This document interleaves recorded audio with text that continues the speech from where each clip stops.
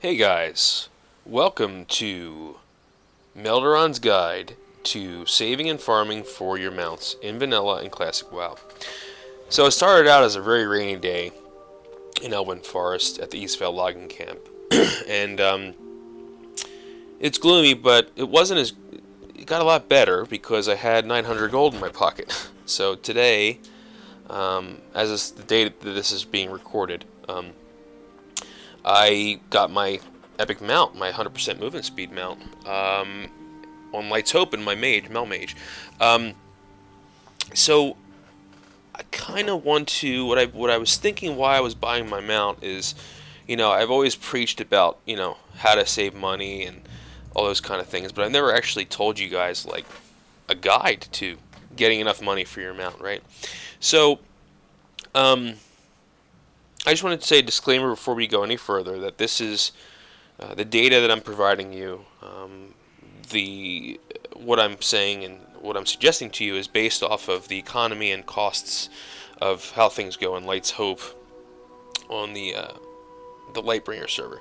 So this could change. This may change when Classic comes out, or if you're playing on a different server. I hope it doesn't change much on Classic, but you never know. So, when I got my mount on my old Undead Warrior, if you guys have been with me that long, you'll remember I put up a video when I got my level 40 mount. And what I'm proud to say is that whenever I buy my level 40 mounts, I always have way more gold than I need. Well, how do I do that? So that's what I'm getting into in this video. And the first thing I want to say is, so I have 11 steps, if you will, or suggestions how to save and farm for your epic mount. And the first one is, even at level 1, always have your epic mount in mind, in the back of your mind. Your epic mount, your 100% movement speed mount at level 60. You play as if you're saving for that thing when you're running through, Dunmoreau or Duratar, wherever you're leveling. Always have that in the back of your mind. In the front of your mind should be a level 40 mount. Everything you do should be getting that mount, because leveling is a grind in vanilla, okay? The faster you're able to get places, the faster you're able to get things done, the sooner you get to 60. So that's my first thing, is just always have your mounts in mind no matter what you do, okay? And that's number 1. Number 2, bags. Bags. I'm sure you've been in a situation where you're in a dungeon or you're doing quests and you run out of bag space, and you have to start throwing stuff away. Well, that's money you're tossing out of your bags. So I'm sure you've heard the saying that sometimes you have to spend money to make money. And in this situation, that's very, very true when it comes to bags. The first thing you should spend money on, aside from training, which is very important, are bags. So you should be buying bags as soon as you can.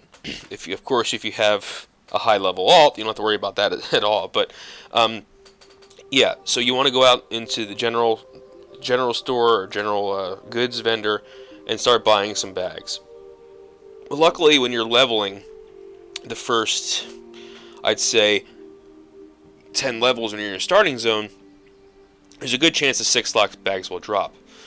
And what I always do whenever I get 6-slot bags and I fill my belt up with 6-slot bags, I always give them out to people. So when you get to level 10, I think is when you're on Light's Hope, when you actually start talking. In general chat, ask, hey, does anyone have any extra 6-slot bags if you haven't filled yours up yet? The next thing you should do is working yourself to get 8 and 10-slot bags. Don't break yourself, don't leave yourself with no money. But the first things you should be spending money on is not gear or bags. The more things you can carry, the more money you'll make, the more you can vendor, the more you can AH, the more you can put on the auction house, by that. And so that's how you're going to make money. You have to spend money to make money sometimes. Okay? You can maximize this by checking quests. So if you do some research, you can find out what quests reward bags. Those are the quests you should be doing.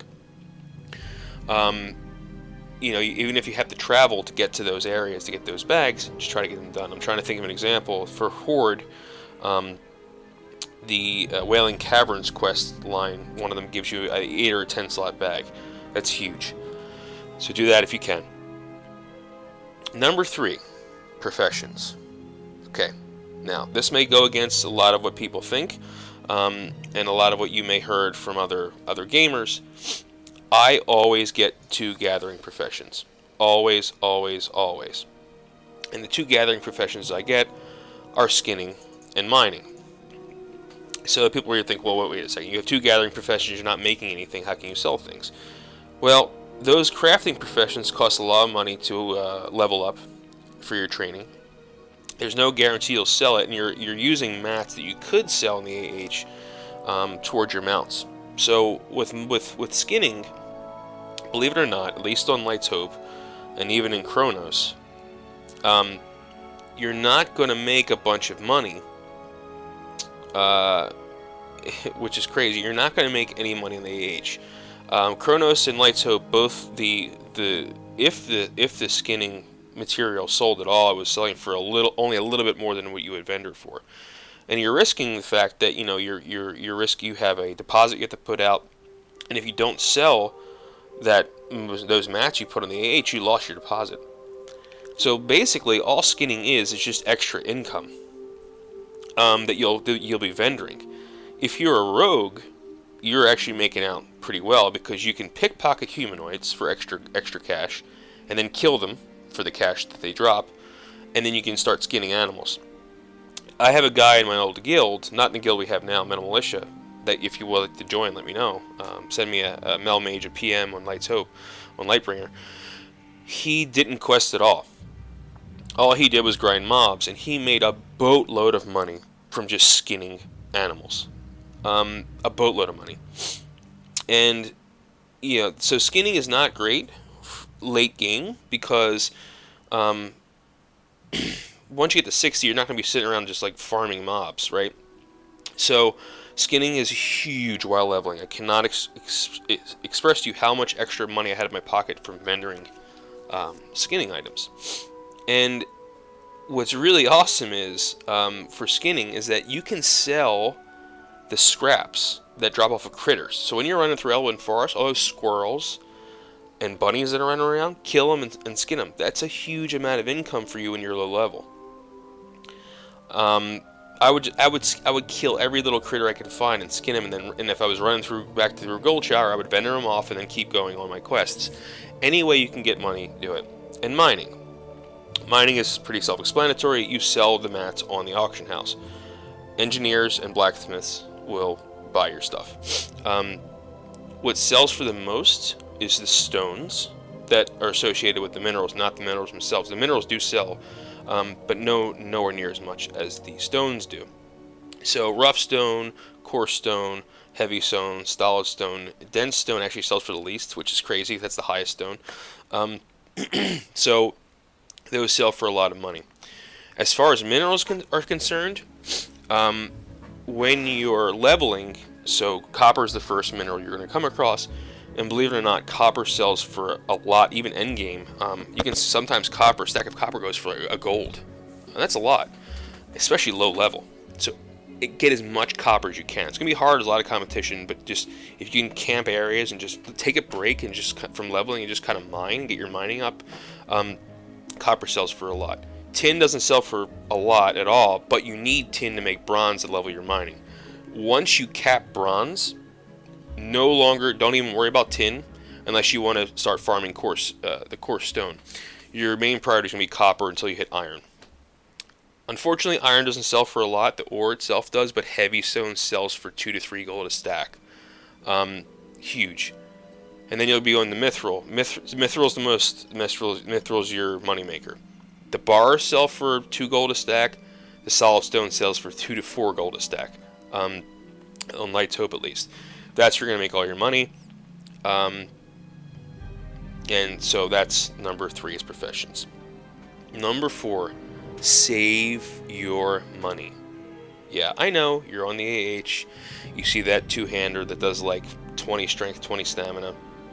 And you just want that increased DPS. You want to kick some noob's butt, right? Or do some damage in a dungeon. Don't buy it. Don't buy it. That 20 gold you're going to spend on a blue item is literally a fifth of your mount cost, unless you're honored, and then it's a little bit less than a fifth. But don't do it. Just don't do it. Grind it out. Always have your mounts in mind. The mounts are the most important thing. Once you have them, you're done. You never have to buy them ever again. You have your mount. Nothing's better when you hit 40 and you know you have that money in your pocket and you can go buy your mount. That's a great feeling. So please save your money. Do not buy a thing off the auction house unless you need it for a quest, if it's worth the XP, or if you need to buy something off the auction house to make more money off of it. You wouldn't believe how many people put things on the AH that they put it up for less than what they can vendor for it. If you see that, buy it and vendor it. It happens a lot. So save your money. Number 5, white items. So white items, what I mean by white items are reagents. Not like white armor and white weapons. I mean reagents. Food, crafting reagents, herbs, anything that has a white text that's not a piece of gear, most likely can be sold in the AH for profit. Not all reagents sell. But you'll know, what you'll do is you'll say, okay, let me see if this sells. And you'll notice that it doesn't sell for barely more than what you can vendor for. Then you're going to not AH that, you're going to vendor it. And after a while, you'll get to say, okay, you'll be on the world, you'll pick something up, like, oh, I can just vendor this because I know it won't sell. I'm trying to think of an example. Like, certain meats sell and certain meats don't sell. It's just the way it is. Like, the tough condor meat for a quest line, and you need 5 condor meat or whatever in Red Ridge Mountains. Those things sell for a lot. I sold a stack for like a gold one, like 4 of them or 5 of them for a gold one time. You wouldn't believe how much some of this stuff goes for. But some of the meats just don't sell, and you just have to vendor it. Hunters need the meat for their things. Cooks need the meat for cooking. While I'm talking about reagents, cooking is very profitable. I didn't do it on either of my classic characters, but however, Defcamp has, and he was telling me you can make a lot of money from cooking. So if you want to pick up cooking and just try to sell all the things you cook, I wouldn't eat them, just sell them on the AH. He said it is very profitable. So both of us, when we bought our level 40 mounts, he had like 50 gold left over. I had like 40 gold left over. Okay, so he made an extra 10 gold on average, 10 to 20 gold actually, probably on average, from cooking. So that's huge. Okay. Number 6, blues. You're going to come across blue items, maybe, if you're lucky. I actually didn't come across almost any on my mage, but I came across a ton on my warrior. Try to sell blues on trade first. So trade chat is a pretty good way of selling blue items because they're usually in high demand. And you'll know if they're in high demand by their stats. Anything that has like intellect and stamina, strength and stamina, agility and strength, agility and stamina, stuff like that, plus healing, okay, huge. If you find a plus spell damage, like plus frost damage, plus shadow damage, plus fire damage, maybe not fire, but shadow and frost for sure, nature maybe for boomies, but there's not many boomies out there. Those are going to sell for a lot, and you want to go in trade chat and see if you can get the highest bidder, because if it's really something that people want, they will whisper you immediately and say, I'll buy that off you. So that's that's number 6. So that also goes for greens as well. So number 6 really is blues and greens, but greens are kind of funny. So greens are, a lot of times people don't buy them because,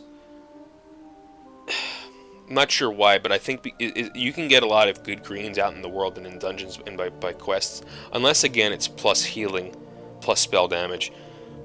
Greens usually don't sell. And my rule of thumb, number 7, is only sell a green once on the AH. If you fail, vendor it. So, So for greens, again, you most of the time I vendor my greens right away, only because it has something like Spirit and Agility on it, or it has like it's a piece of cloth with strength on it. No one's gonna buy that. Okay, vendor those right away. If you think it's going to sell, put it up. The deposits for greens are very high, and if you don't sell it, you lose that deposit again, like I said. So if you're AHing blues and greens, make sure you go in trade chat first. Try to sell them on trade chat. That's free. There's no cost to you, and that's a great way of saving money. So you don't want to pay deposit costs. Number 8 is cloth. So if you're leveling first aid, level your first aid like normal. Use the cloth for your first aid to get past it. But once you cap, so let's say you're making linen bandages, right? Once you get into wool bandages, sell the rest of your linen. Unless you're using bandages a lot, which you shouldn't be doing. But if you are using bandages a lot, then you might want to keep the cloth. But honestly, if you can make some bandages for yourself as you're leveling your bandaging, put your bandages away in your bank or something like that.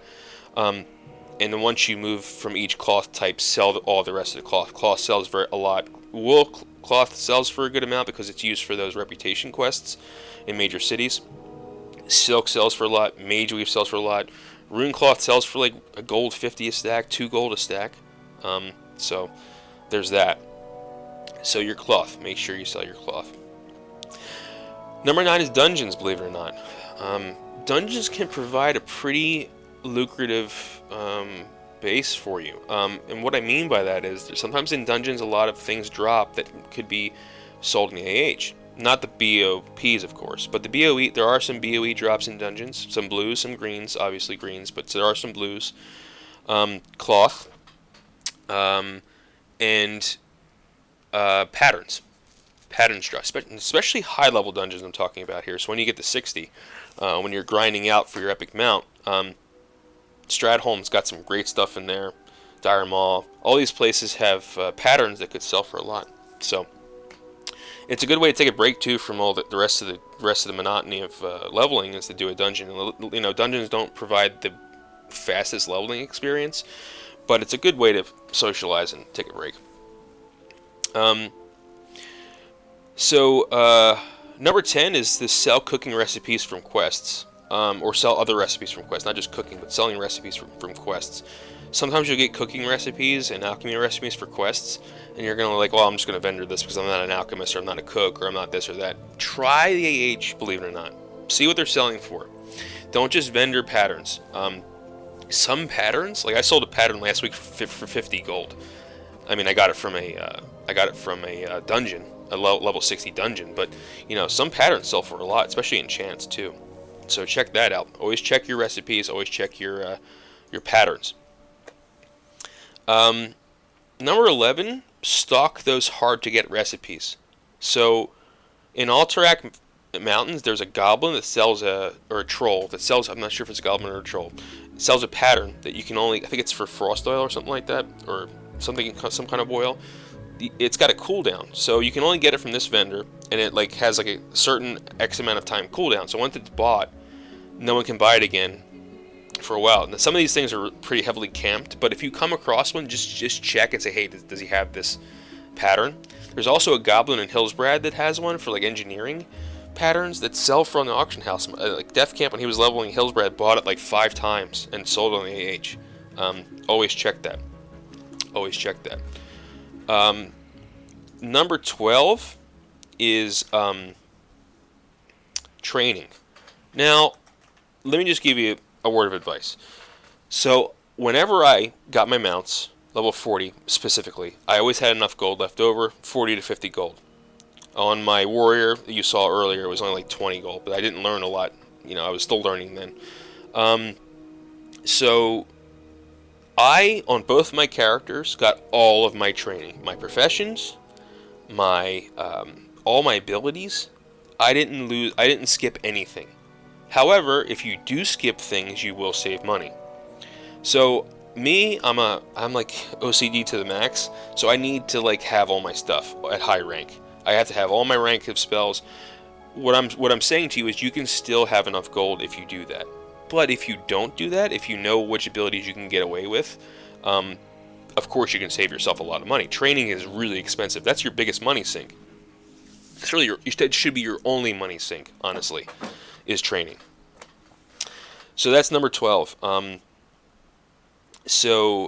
Yeah, that's number 12, and that's the last one of, like, there's a number 13 that I like to talk about. It's not really part of how to grind and how to save money, but it's taking breaks, guys. Very, very important. Take a break. If you are grinding that level 60 mount, which I'll go over next. How to grind for level 60 mounts, at least that how I did it. You got to take breaks. If you're grinding level 60 mount, you cannot run Dire Maul all day or go mining all day. You'll go insane. Go run a dungeon, go do a battleground, do some questing, relax and have fun. You can't always grind, but always keep those mounts in mind when you are having fun. Maybe not die so much, so you don't have to put out money for repair costs. Maybe not. I don't know, frivolously teleport around as if you're a mage and spend money on those runes. If you can get to place without using those runes, use your Hearthstone efficiently, stuff like that. Okay, but yeah, take breaks. You deserve it. You're doing a lot of work. You're grinding this character up to 60, so make sure you take breaks and have fun. So I'd like to go into next how my mage was able to get my level 60 mount pretty soon after I dinged playtime wise. No, not time wise. I don't play every day, but playtime wise, I got my level 60 mount pretty quickly after dinging 60. So I like to go over how I did that, and I'll see you guys in Dire Maul. All right, guys, you're level 60, and you really want your epic mount. So how do you do it? Well, as a mage or a priest with Holy Nova, it's very easy. If you're another class, unfortunately, I don't really have the answer for you. I think you could still run Dire Maul, but you may not be able to. So Dire Maul East is where you want to go. There's the east entrance, not the main entrance, but there's a side entrance, and this is the one I'm at now. So what you do as a Frost Mage, that there's these packs of these lashers, the ones I'm AoEing down now. As a Frost Mage, it's very, very easy. You throw down some blizzards.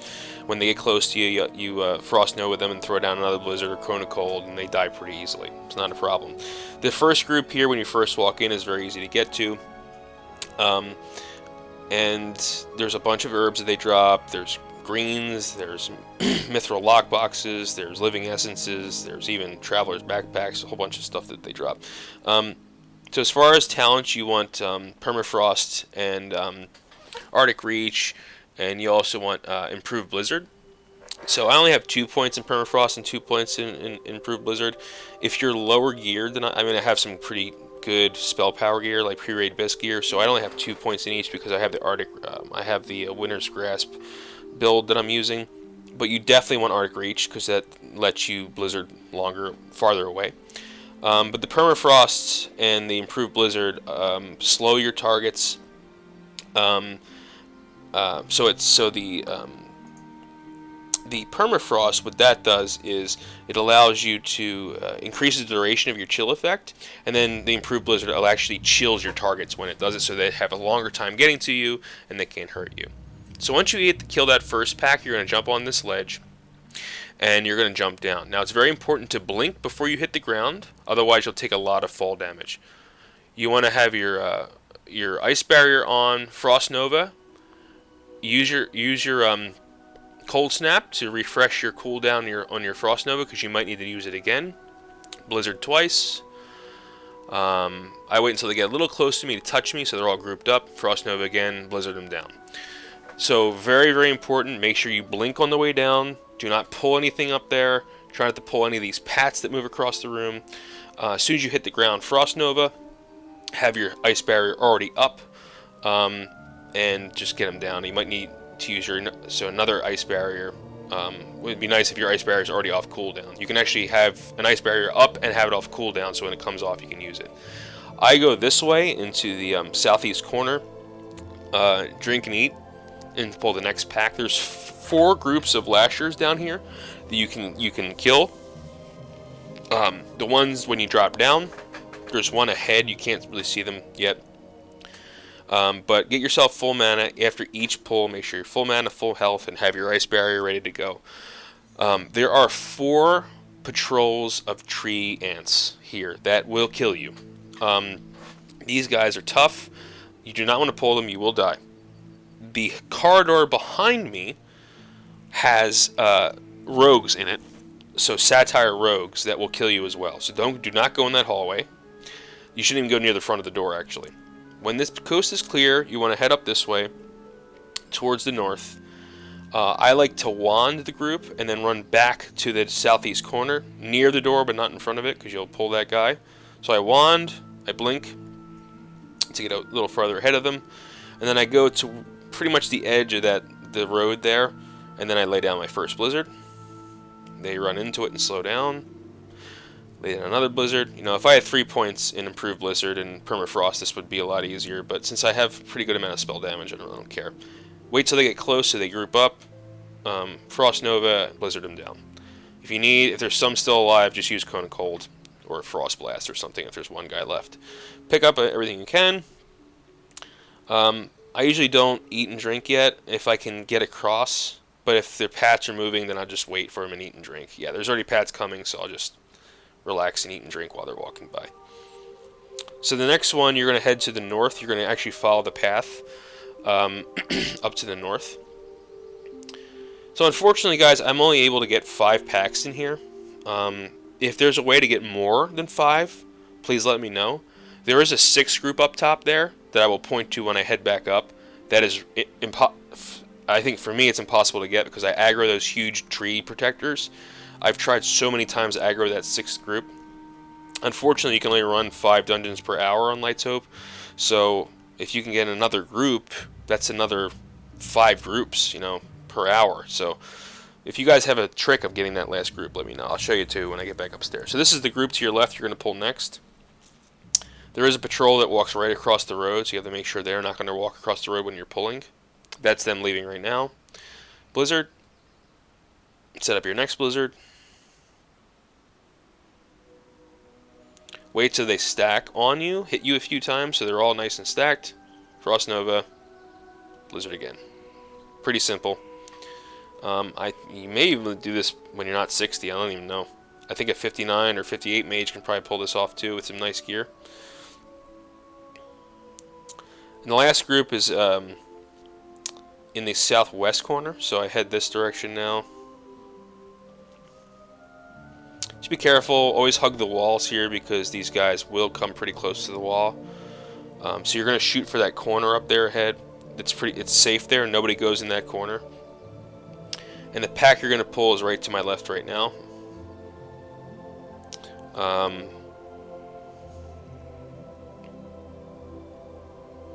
Yeah, so I'm going to probably drink her. Yeah, get some mana. Evocation's always nice. It's kind of nice because your Cold Snap is on a... I missed the blizzard there. Is on a 10-minute cooldown. So by the time you get back up for your next run, your Cold Snap should be coming off cooldown, so you can use it again when you drop down. So wait until they stack.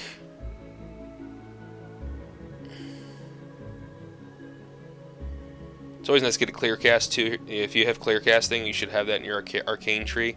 It's nice to get some free casts sometimes. So once you loot all these guys, you're down here, and it's how you're gonna get back up, right? So there's a little trick, and the command to reset the dungeon. You can reset the dungeon while you're in it. Actually, I mean, it won't reset around you, but it will reset when you leave. So what you do is you put in a command, and the command is /script, SCRIPT, space, reset instances. That's one word. The R has to be capitalized, and so does the I, and then open parentheses, close parentheses. The open parentheses, close parentheses must be next to the word reset instances. The only space is in between script and reset instances, just so you know. That's very important. Once you do that, it should say Dire Maul is now reset. And then you do /camp, which is basically logging out. And if you log out with the dungeon reset, it'll automatically pump you out of the dungeon, actually in the Dire Maul West entrance. Why that is, I have no idea, but you'll see once I log out. It'll take me out of the dungeon and put me in the Dire Maul West entrance. So I put you back to your screen, just enter world again. It'll load up. Just be careful, because inevitably you're going to load up in the middle of like a horde group about to do Dire Maul. It happens all the time, and you'll probably get killed. You can also just get naked after you run script reset instances. You can also just take off all your gear and die, and that's also will work too. But this is safer, I guess. I don't know. Plus, if your bags are full, you won't have enough space for your inventory, for your clothes. So, open this door. So I just realized something, that if you don't have the key to Dire Maul, you won't be able to open that door. The Crescent key, which drops, I think, in Dire Maul West. I have to check on that. But anyway, you can always wait there for someone to open it. Someone will eventually open it. Again, you can always die. That's the easiest way to do it. But this is the way I do it. So you're gonna head back out this way. I headed south from the Dire Maul West entrance. I headed south and then east, and this is the side east entrance to Dire Maul East. This gets confusing. So this is the side entrance to Dire Maul East, which is all the way to the east. And then you'll head back in the dungeon, and you'll notice that it will be totally reset. And those packs will be there, and you rinse and repeat 4 more times, and then you'll be locked out for an hour.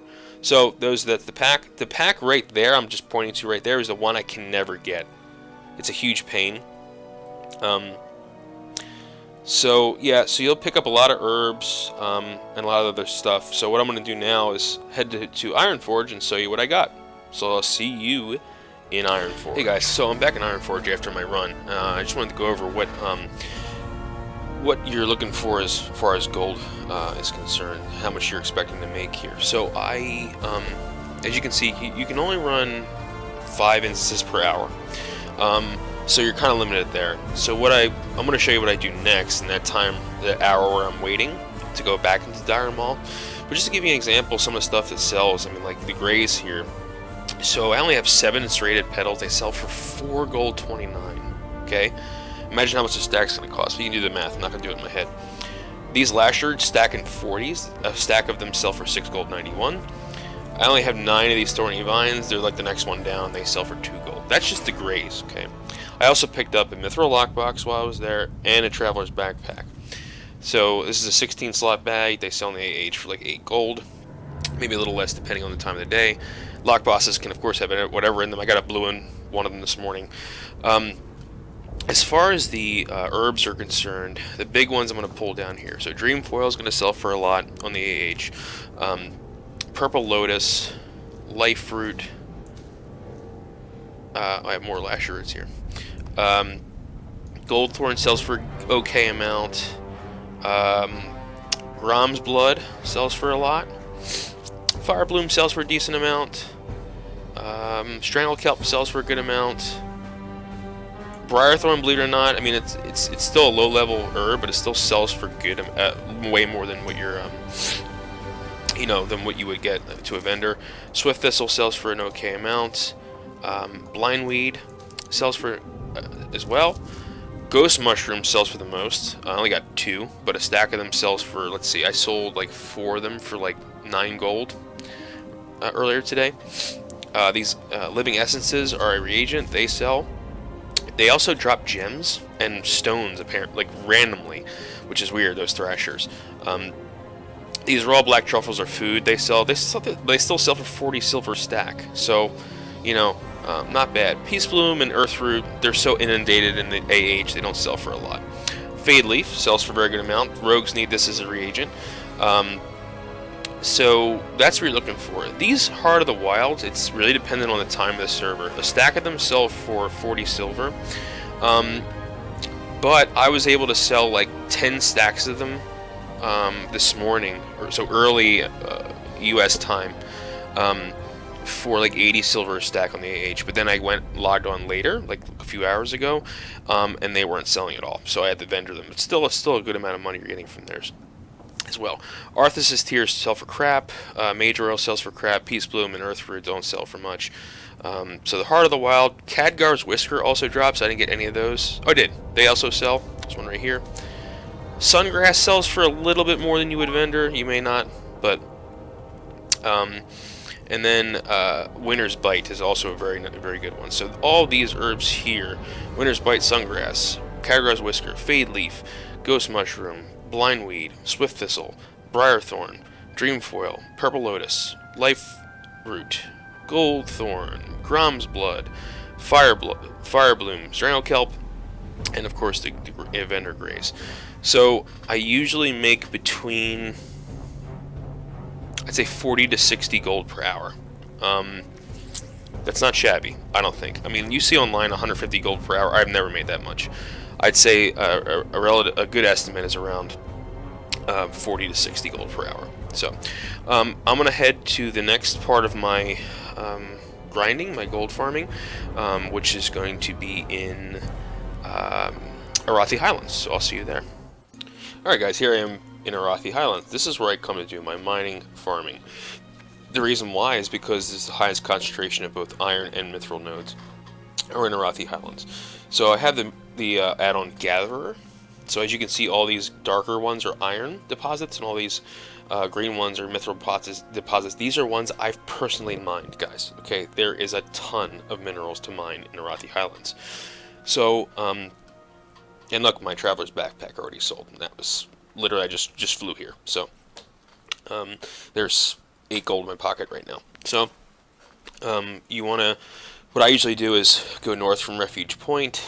This also works for Horde as well. So you guys would maybe go to Hammerfall, come out here, and then make a loop and go all the way around. And that's what I do. I mine whatever I can. The things you're looking for are the iron ore doesn't sell for much. However, the heavy stone does.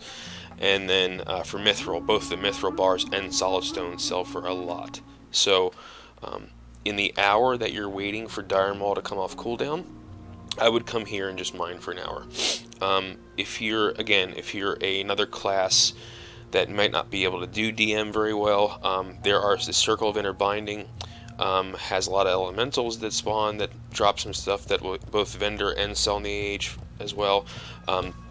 You can also go to the, where are you, Badlands? Oh wow, why can't I find the Badlands? Here it is. Nope, that's not it. The Badlands, there are elementals up here to the northern ridge here, and also to the south. There's a lot of elementals you can farm there. There's also elementals in Fellwood around this Ironwood tree area. The only problem with these guys, you're going to be really careful. It gets really frustrating. There's a lot of highly geared farmers that are there all the time, and they will kill you on sight, no matter if you're questing there or not. They feel like you're going to kill anything they have there, they're going to kill you. So be prepared for some PvP if you're on a PvP server. Again, and I want to mention a caveat that I hopefully mentioned before, because I'm recording that later. But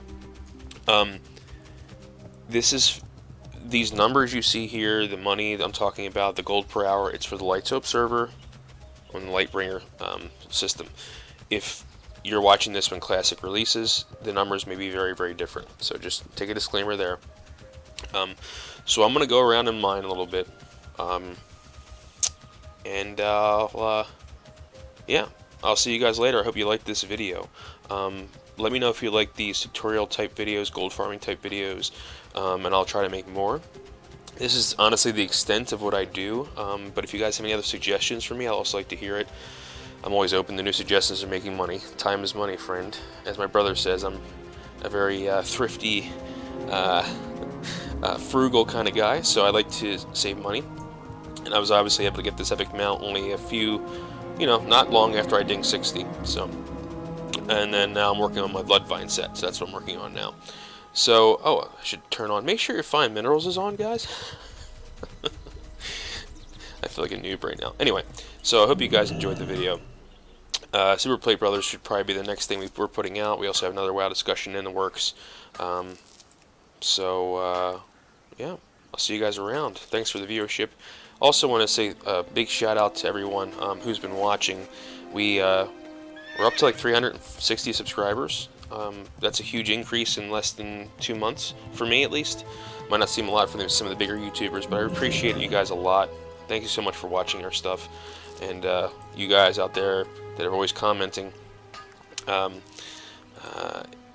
just keep it up. I love the interaction that we have on this channel. So have a good one. I hope you enjoyed. Stay safe, and most importantly, enjoy Azeroth, guys.